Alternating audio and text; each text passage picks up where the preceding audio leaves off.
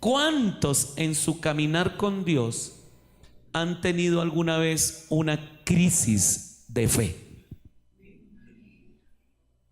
¿Han tenido alguna vez una crisis de fe? Yo la he tenido. Esa crisis que uno dice, ¿será que vale la pena caminar con Dios? ¿Será que estoy en el camino correcto? ¿Qué tal que esté equivocado y que todo lo que me hayan dicho sea mentira? Mire, a veces hay factores que hacen que tengamos crisis de fe. Y uno de los factores que más producen crisis de fe es el hecho de ver que a los malos les va bien.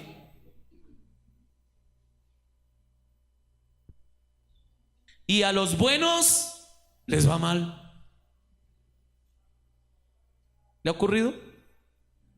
¿Usted ha analizado eso? ¿No? ¿Soy yo el único ocioso que se pone a pensar en esas cosas? En el año 2012, Human Rights Watch, en el análisis que hizo de los derechos humanos en Colombia, concluyó lo siguiente, leo textualmente: los problemas más graves de derechos humanos en Colombia son la impunidad, el deficiente sistema judicial, la corrupción y la discriminación social. Cierro comillas. Eso es lo que dicen de Colombia. Problemas de corrupción, problemas de impunidad, problemas de injusticia social, problemas de un sistema judicial deficiente. Y creo que en gran parte esto afecta al creyente, al cristiano, y lo hace que tenga lo que se denomina crisis de fe. Porque ¿cuántas veces estamos viendo las noticias y de repente oímos de alguien que es corrupto, que le ha hecho mucho mal al país y se ha salido fácil, que no ha tenido que sustituir nada y que se ha llevado el dinero a otro país y que tal vez apareció en los medios un tiempo, pero al final de cuentas no pasó nada? Entonces uno como que se amarga, ¿o no? Y dice, oiga, pero es que a los malos les va bien y a los buenos les va mal. Familias que aman a Dios, que conocemos y que un día cualquiera, una de sus hijas es diagnosticada con cáncer linfático y en poco tiempo esta niña muere. Personas buenas a las que les podríamos decir, hombre, les va mal. Un hombre honesto, trabajador, correcto, pero el día menos pensado, cuando tiene 50 o más años, lo despiden de la empresa. Personas buenas que les va mal. Una mujer dedicada a su hogar, a sus hijos, y que un día descubre que su esposo tiene otra y que por ella la abandona. Personas buenas a las que les va mal.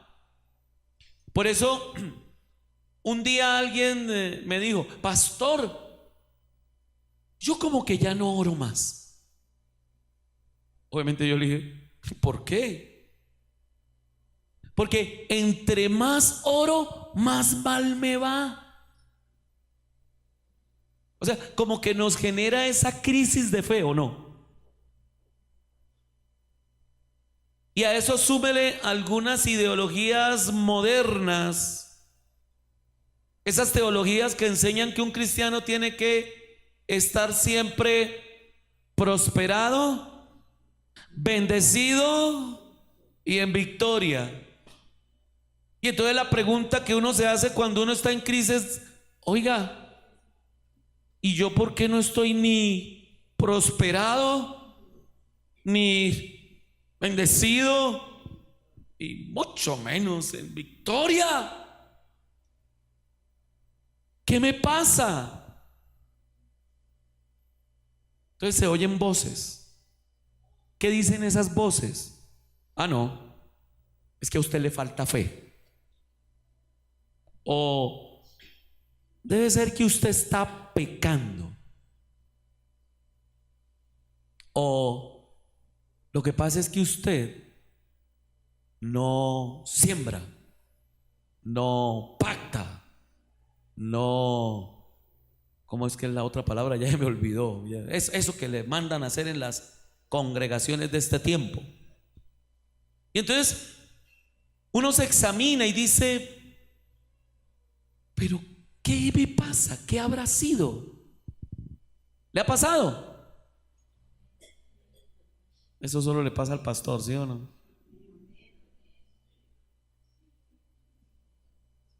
Peor cuando alguien sale con el cuentico de las maldiciones generacionales.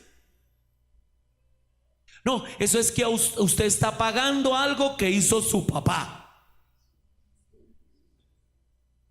o su abuelo o su bisabuelo o su tatarabuelo. Entonces uno se pone a pensar, ¿y yo qué culpa tengo de lo que hayan hecho esos? ¿Yo por qué? Y eso genera crisis, genera una profunda crisis. Pero la buena noticia en esta mañana, le traigo buenas noticias, es que la Biblia está llena de personas que tuvieron crisis de fe. La buena noticia es que las crisis de fe no son para siempre y que podemos superar nuestras crisis de fe. Por eso le puse a este mensaje: supere la crisis de fe. ¿De qué vamos a hablar hoy? Yo quiero compartir esta palabra que tiene que ver precisamente con esto, una palabra que tiene que ver acerca de cómo superar las crisis de fe. ¿Alguien quiere saber eso? ¿Cómo? ¿Cómo hacerlo? Y yo quiero que abra su Biblia en el libro de los Salmos, en el capítulo número 73. Salmos, capítulo 73. Y caso contrario a lo que a veces pensamos, que todos los salmos los escribió David, este salmo en particular lo escribió un hombre que tenía que tiene un nombre muy curioso, se llama Asaf. Y Asaf tenía un oficio muy particular. ¿Sabe usted quién era Asaf? Asaf era uno de los músicos principales del templo. Es decir, era el director de alabanza de la iglesia. Pero es un hombre que tiene una tremenda crisis de fe. Y aunque vamos a estudiar todo el Salmo 73, vamos a leer únicamente los primeros versículos. Mire lo que dice la palabra del Señor, Salmo 73. Ciertamente es bueno Dios para con Israel, para con los limpios de corazón. En cuanto a mí, casi se deslizaron mis pies.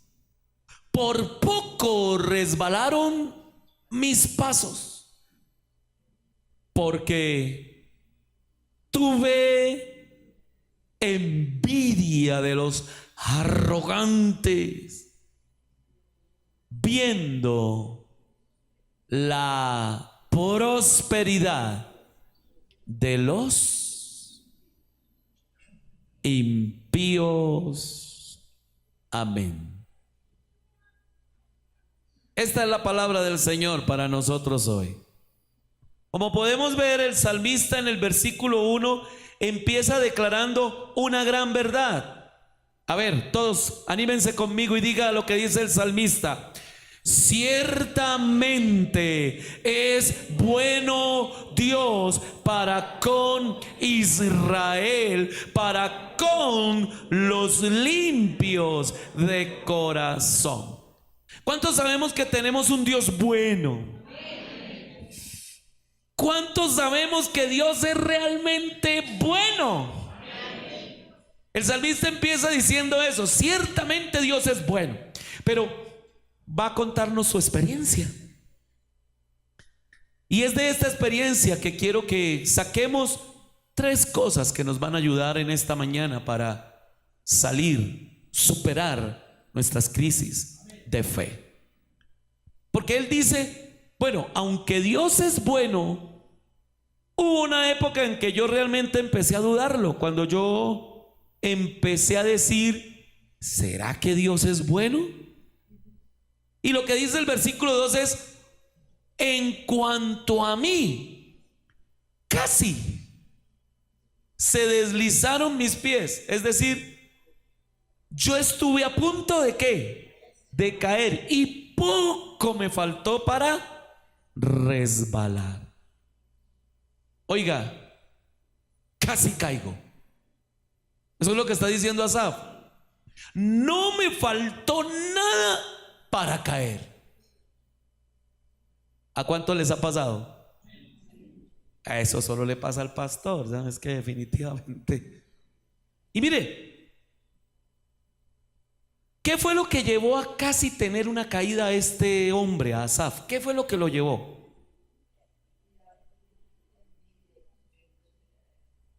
Sencillamente dice, porque tuve. ¿Cuántos han tenido envidia? Tan poquitos. Ay, yo vivo en una comunidad preciosa. Problema que el único malvado es el pastor, definitivamente. Hola.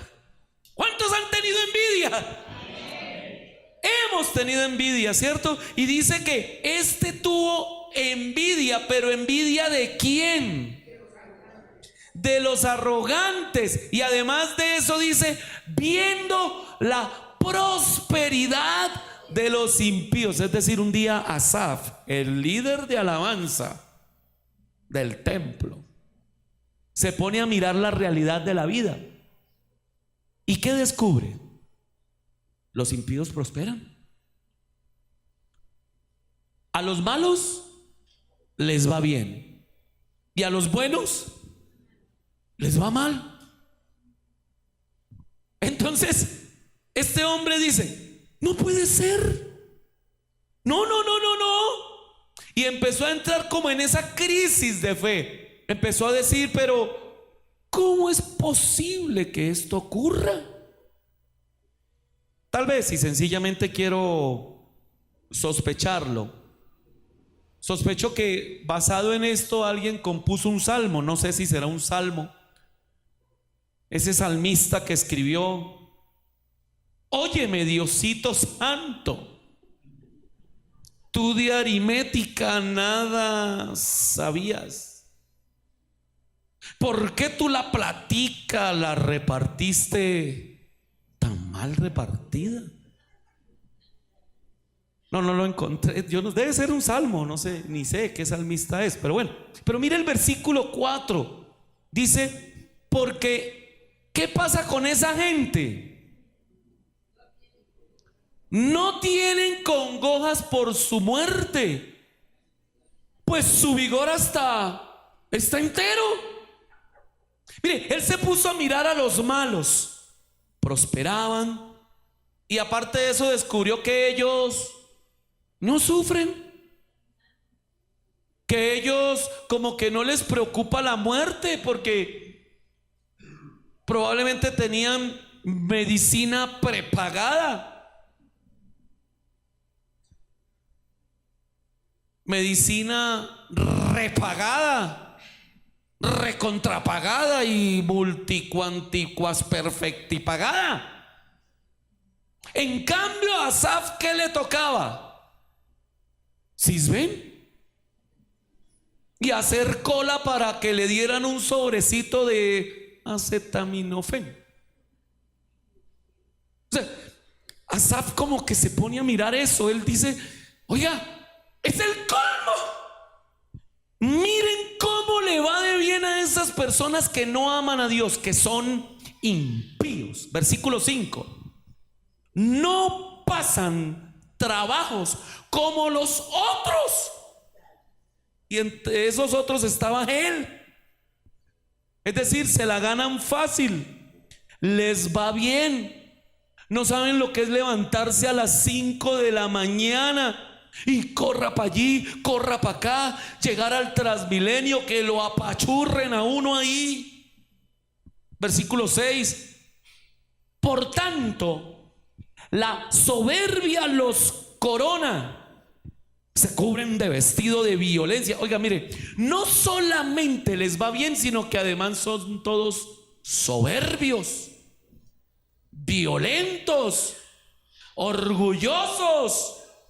Son esa gente que se creen los dueños del mundo, los dueños de la cuadra, los dueños del conjunto. Le parquean a uno ahí la camioneta y uno con su Renaultcito 4 tratando de meterlo ahí por un ladito. Versículo 7. Miren el colmo de los colmos. Versículo 7. Miren esto. Los ojos se les saltan de la gordura.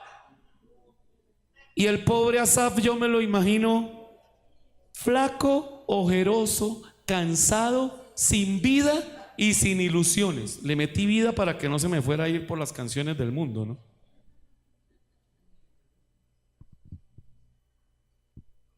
¿Y estos impíos cómo están? Gordos. Los ojos se les saltan de la gordura. Y dice: ¿logran qué? Con creces los antojos de su corazón. Es decir, lo que ellos quieren, lo obtienen. El pobre Asaf, por ahí con el Nokia 1100, todavía el flechita. Y por eso él mira que ese impío tiene el iPhone 34. No ha salido al mercado, pero él ya lo tiene. Entonces dice: esto es el colmo. Pero miren, esto no acaba ahí. Versículo 8. Sobre el hecho, mire, versículo 8. Se mofan y hablan con maldad de hacer violencia, hablan con altanería. Versículo número 9. Mire esto tan tremendo. Ponen su boca contra el cielo, así, y su lengua pasea la tierra. No solamente hacen lo que hacen, tienen lo que tienen, sino que están hablando mal. Y hasta se mofan de Dios. Desafían a Dios. Eso hace que este hombre se amargue. Hace que este hombre tenga lo que llamamos una crisis de fe. Pero quiero decirle que eso es normal en la vida que estamos viviendo. Pero cuando uno mira los textos que ya hemos leído, el versículo 3, léalo con todo su corazón. Para mí, ¿qué fue lo que hizo este hombre tener una crisis de fe? La Biblia dice que ¿qué? Tres, eso. Tuvo envidia. ¿Y por qué tuvo envidia? Porque se puso, y eso me da la primera clave para superar las crisis de fe. Primero, si tú quieres superar la crisis de fe, lo primero que tienes que hacer es corregir tu visión. ¿Qué es lo primero? corregir tu visión. Corregir la manera de ver la vida, hermano. Es decir, deje de estar mirando lo que tiene el de al lado. Deje de estar mirando lo que se compró aquel. Deje de estarle mirando la mujer al prójimo, hermano. O deje de estarle mirando el hombre a la prójima. Bueno, en este tiempo deje de estarle mirando el hombre al hombre. Estamos en unos tiempos, hermanos, que como hombre ya no se puede mirar a otro hombre, porque el problema es que él se puso a qué. Y lo primero que tenemos que hacer es corregir la visión. Los que vinieron al mensaje del jueves, el primer punto era hablar bien. Aquí este punto lo podríamos traducir como ver bien. Mire bien. Porque él se puso a mirar.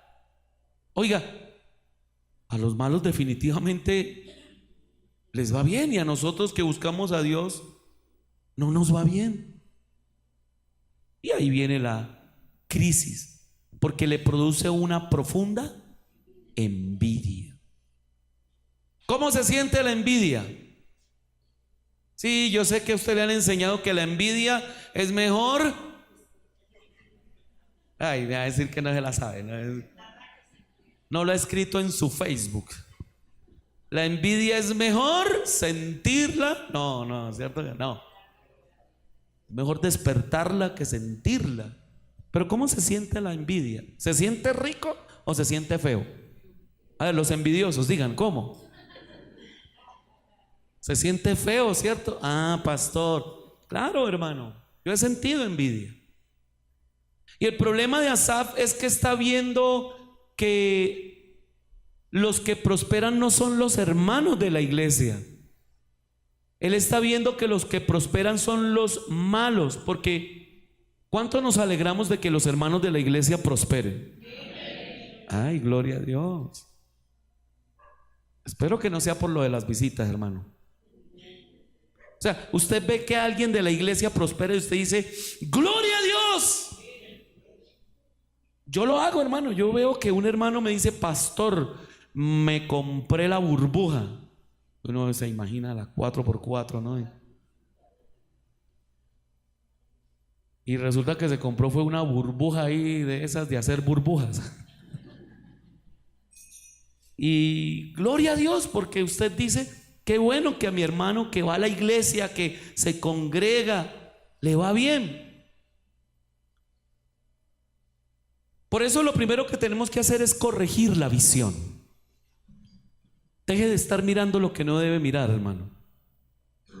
Aproveche y dele un codazo santo, ¿no? Ahí al de al lado, dígale, deje de estar mirando lo que no debe mirar. Porque ese es el principio de nuestros problemas, estar mirando lo que no debemos mirar. ¿Usted se acuerda qué dijo Jesús? Perdón, ¿qué dijo el apóstol Pablo que miráramos? Dice, puesto los ojos en Jesús. Hermano, deje de estar mirando lo que no debe. Y el Espíritu Santo lo trajo usted aquí esta mañana, no solamente a comer lechona, también lo trajo a que usted entienda que lo más importante para su vida es dejar de mirar lo que no debe mirar. Y no estoy hablando al viejo verde ese que no hace sino mirar las niñas de la calle. Estoy hablando de que nosotros, todos los creyentes, debemos mejorar, corregir nuestra visión. Corregir la visión. Yo llevo más de 30 años caminando con el Señor. Voy a cumplir 30 años. Y muchas veces, hermano, no he estado ni prosperado, ni bendecido, y mucho menos en victoria. Porque usted debe dejar esa visión, esa visión que le han metido de que es que usted tiene que estar prosperado, bendecido y en victoria. Debemos entender que usted y yo vamos a seguir a Cristo, sea prosperado o no. Espero que con la siguiente se le une el resto de la iglesia. Vamos a seguir a Cristo, sea bendecido o no. Vamos a seguir a Cristo, estemos en victoria o no. Porque vamos a seguir a Cristo, porque lo que Él hizo por mí, lo que Él hizo por ti, es lo más grande y maravilloso que alguien pudo haber hecho por mí en la tierra. Él derramó su sangre por nosotros en la cruz del Calvario.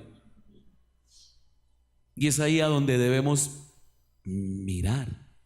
Eso sí es lo que debemos ver. Así que corrija la visión. Deje de estar creyendo que si algún día está en crisis es porque Dios no lo ama.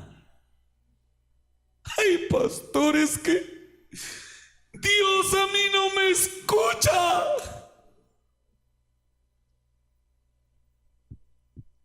Y yo digo, ¿por qué dice eso, hermano? Porque nada, pastor, nada, que pasa nada. Y aunque estés en crisis, Dios está contigo. Si pasas por los ríos, no te anegarán. Y si por el fuego, no te quemará. He aquí yo estoy contigo. Amado hermano, sabemos que a los que aman a Dios, todas las cosas les ayudan para bien. Así que dígale a su vecino, deje la envidia. Vamos, ahora con amor, dígale, deje la envidia. Pero pastor, si él sí tiene.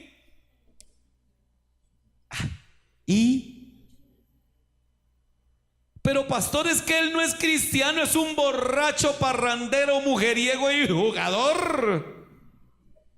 Es un impío. Y mire, deje la envidia. Porque mire lo que dice el rey Salomón, Proverbios, capítulo 24, versículo número 1. No tengas envidia de los hombres malos, ni desees estar. Ahora mire, David, el papá del rey Salomón, papá del rey Salomón, el rey David dice, Salmo 37, 1: no te impacientes a causa de los malignos, ni tengas envidia de los que hacen iniquidad. Y pues hoy quiero defender a Asaf, ¿sí? Porque la mayoría de veces que he escuchado este sermón, pues los predicadores van contra Asaf. Hoy vamos a defender a Asaf, o yo al menos. Quiero dejar claro, para mí Asaf no es un resentido social. Es decir, Asaf no está incómodo porque haya ricos en la vida. Asaf no está amargado porque hayan otros que tengan más plata. Lo que le amarga a Asaf es que los corruptos prosperen. Eso es lo que a él le amarga. Pero ¿cómo es posible que haya gente en esta vida que vive de manera corrupta, que es malvada, que no hace lo justo y se enriquecen y parece que nada malo les pasara? Entonces Asaf está en ¿qué? Crisis y crisis de fe. Leamos un poquito más el Salmo, a ver, versículo número 11, el Salmo 73, sí, Salmo 73, versículo 11, mire, lo que estaban diciendo los impíos, y dicen, ¿cómo sabe Dios? ¿Hay conocimiento en el Altísimo? ¿Usted qué le hubiera contestado? Versículo 12, he aquí estos impíos, sin ser turbados del mundo, alcanzaron riquezas. Versículo 13, mire la frustración y la decepción de Asaf. ¿Qué dice Asaf? Leámoslo, versículo número 13. Pero vamos a leerlo en tono de frustración. A ver, verdaderamente en vano. ¿Qué dice Asaf? Esto que he vivido lo he hecho en vano. ¿Usted ha escuchado creyentes así? A mí me iba mejor cuando no era cristiano, pastor. Y uno dice, ay Señor, perdónalo, no sabe lo que dice, perdónalo. Mire, Yo fumaba, bebía, adulteraba y tenía plata.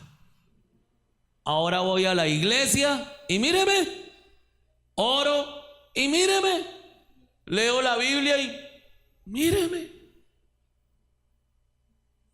O sea, versículo 14 lo ayuda a usted a entender un poquito más la frustración de este hombre. Dice: pues he sido azotado todo el día. Ay, o sea, aparte de todo, y castigado. O sea, que ¿qué le pasó? ¿Cómo le ha ido? O sea, si usted se encontrara a Asaf por la calle y lo viera allá y lo saludara: Asaf, ¿cómo le va? No creo que Asaf le hubiera dicho: prosperado, bendecido y en victoria. ¿Qué cree que le hubiese contestado a Asaf? Mal. Mal. Pero ¿cómo así? Usted es el director de alabanza de la iglesia. Sí, pero mire esto. Azotado todo el día, castigado todas las mañanas. A mí no me sale nada bien. Y es que a veces pensamos que los creyentes tenemos más problemas que los impíos, pero el problema es de visión. Entonces, ¿qué es lo primero que tenemos que hacer? ¿Saben por qué, hermanos? La vida es como una película, pero nuestro problema es que solo estamos viendo una escena. ¿Cuál escena? La escena de hoy, el episodio de hoy. Y como solamente vemos la escena de hoy, ¿cómo estamos?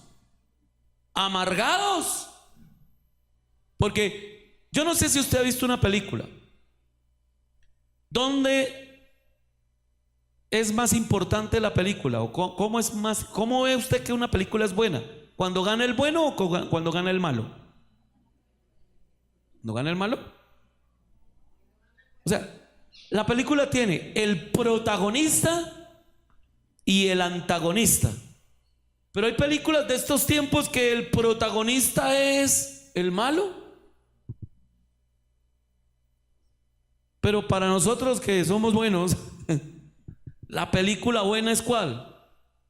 Donde al final, después de que el guasón hizo todo lo que hizo, pero al final Batman gana. Eso sí, apaleado y todo vuelto nada, pero gana. La buena noticia, hermano, es que tenemos a alguien más grande que que Batman. Alguien más grande que Spider-Man. Alguien más grande que Superman. Es nuestro Dios, Señor y Salvador Jesucristo. Él es nuestro superhéroe. Él nos da la buena noticia, hermano, que sabe cuál es el final de esta historia, cuál es el final de la película, y que al final vamos a ganar. Dele un aplauso al Rey. No se lo guarde. Es para el superhéroe. Es para el Rey de Reyes, el protagonista de la película de mi vida. Él es mi héroe. Él sabe que todo va a terminar bien. Pero Asaf está en crisis. Asaf dice: esto no es posible. Mire, ¿sabe qué es lo más difícil de una crisis de fe? Que en la crisis de fe va a venir de manera muy fuerte la tentación. Crisis de fe son peligrosas si no se saben manejar, porque allí vamos a ser tentados en la manera que usted ni se imagina. La tentación va a ser muy fuerte. ¿Cuál fue la tentación de Asaf? Versículo número 15 del capítulo 73. Quédese ahí en el Salmo 73. Asaf dice: Si dijera yo, hablaré como ellos. Mire, ahí va la primera tentación que vemos. La tentación, ¿cuál es? Ser como ellos. Y yo he visto creyentes que dicen, uy, si yo fuera como el capo. Porque si no quisieran ser como él, pues ¿para qué se ponen a ver esa porquería de novela? Hola. Uy, si yo fuera como la pilota. Es que tú y yo no vemos casi novelas, pero sé que hay una novela. Ayer me dijo una hermana que no se perdía La Pilota. ¿Ah, La Piloto? Ay, perdón. Ser como ellos. ¿Qué es lo que dice Asaf? Oiga, a los malos les va bien, a los buenos les va mal. Conclusión, seamos como los malos. Esa es la tentación. Porque si yo me vuelvo malo, me va a ir bien. Y eso es lo que vende la televisión de este tiempo, las películas de este tiempo. Amado hermano, yo no sé por qué todavía hay gente buena en este planeta. Diga, porque soy hijo de Dios. Yo esperaba que usted dijera, pastor, porque somos hijos de Dios. Y hermano, si dijera yo, hablaré como ellos, es una forma en que Asaf está diciendo, oiga, me gustaría ser como ellos. Me gustaría tener la casa que ellos tienen. Yo vivo al lado, o sea, en el lugar que yo vivo, vivimos al lado un poco de ranchitos, ¿no? Son unos lotes de invasión. Ahí viven los dueños de Bavaria. Todos esos, o sea, cada ranchito de esos vale 3.000, 4.000 millones de pesos. Nosotros vivimos ahí al lado de San José de Bavaria. Ahí al ladito. Y al principio era tremendo porque también ahí vive Rosso José Serrano, viven un pocotón de generales tanto del ejército como de la policía. Y al principio, oiga, a las 4:30 de la mañana helicópteros recogiendo a Rosso José, y nosotros pasamos por ahí y son casas de piscina cubierta y se ven allá los vidrios empañados, hermano. Pero cada vez que yo lo invite a usted a mi casa, mi esposa es testigo, le digo, bienvenido a mi castillo.